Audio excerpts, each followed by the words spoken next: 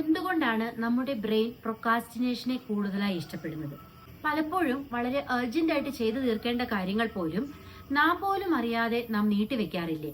അല്ലെങ്കിൽ ഞാനൊരു ലേസി ആയതുകൊണ്ടാവാം എന്ന് സ്വയം കൺക്ലൂഡ് ചെയ്യപ്പെടുകയാണ് പലപ്പോഴും. ഓർക്കുക, procrastination is not laziness. It's your brain trying to avoid discomfort. Instant gratification എന്നതാണ്. ബ്രെയിൻ എപ്പോഴും പ്രയോറിറ്റൈസ് ചെയ്യുന്നത് ഷോർട്ട് ടേം പ്ലഷറിനാണ്. അതുകൊണ്ട് തന്നെ ലോങ് ടേമിലേക്ക് നീട്ടിവെച്ചിട്ടുള്ള സന്തോഷങ്ങളെക്കാളും പെട്ടെന്ന് കിട്ടുന്ന സന്തോഷങ്ങൾക്കാണ് ബ്രെയിൻ ഇമ്പോർട്ടൻസ് കൊടുക്കുന്നത്. ഫിയർ ഓഫ് ഫെയിലിയർ എന്നത് ഒരു ടാസ്ക് നമ്മൾ ചെയ്യുമ്പോൾ അത് പെർഫെക്റ്റ് ആകാതിരിക്കുമോ എന്ന ഭയം മൂലം പലപ്പോഴും ആ ടാസ്ക് തന്നെ നമ്മൾ ഉപേക്ഷിക്കേണ്ടി വരുന്ന ഒരു അവസ്ഥ.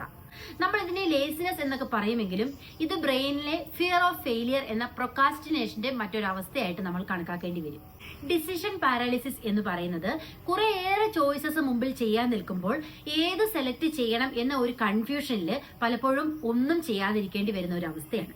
നിങ്ങളിൽ ചിലർക്കെങ്കിലും ഇത്തരം അനുഭവങ്ങൾ ഉണ്ടായിട്ടുണ്ടോ? എങ്ങനെ നമുക്ക് ഇവയെ ഓവർകം ചെയ്യാൻ സാധിക്കും?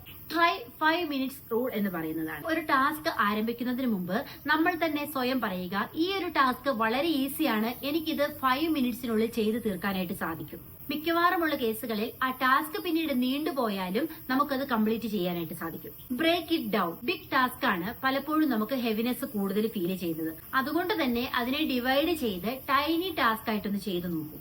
Remove distractions. ഒരു കാര്യം ചെയ്യേണ്ടതായിട്ട് വരുമ്പോൾ, പ്രത്യേകിച്ചും അത് വളരെയധികം പെർഫെക്ഷൻ ആവശ്യമുള്ള ഒരു ടാസ്ക് ആണെന്നിരിക്കെ, തീർച്ചയായും മറ്റെല്ലാ ഡിസ്ട്രാക്ഷൻസും മാറ്റിവെച്ചിട്ട് വേണം നമ്മൾ ആ ഒരു ടാസ്കിലേക്ക് ഇൻവോൾവ് ആകാൻ. ശാന്തമായ അന്തരീക്ഷം തിരഞ്ഞെടുക്കുക എന്നതിൽ വളരെ പങ്കുവഹിക്കുന്ന ഒന്നാണ് നമ്മുടെയൊക്കെ മൊബൈൽ ഫോൺ എന്ന് പറയുന്നത്. ശരിക്കും നമ്മൾ പെർഫെക്ഷനോട് കൂടി ഒരു ജോലി തീർക്കാനായിട്ട് ഉദ്ദേശിക്കുന്നുണ്ടെങ്കിൽ അതിനെ തടസ്സമായി നിൽക്കുന്ന ഏതൊരു ഡിസ്ട്രാക്ഷൻസിനെയും ഒഴിവാക്കിക്കൊണ്ട് വേണം നമ്മൾ അതിലേക്ക് ഇൻവോൾവ് ആവാനായിട്ട്. കാമായ ഒരു പ്ലേസിൽ ഇരുന്ന് ഡിസ്ട്രാക്ഷൻസ് എല്ലാം മാറ്റിവെച്ചതിന് ശേഷം സ്വയം വിശ്വാസം അർപ്പിച്ചുകൊണ്ട് അല്ലെങ്കിൽ സെൽഫ് അഫർമേഷൻസ് നടത്തിക്കൊണ്ട് ചെയ്തു തീർക്കാനുള്ള ടാസ്കുകൾ എത്ര ഹെവി ആയാലും അതിനെ ടൈനി ടാസ്കായി ഡിവൈഡ് ചെയ്ത് ഈസിയായി നമുക്ക് ചെയ്തു തീർക്കാനായിട്ട് സാധിക്കും.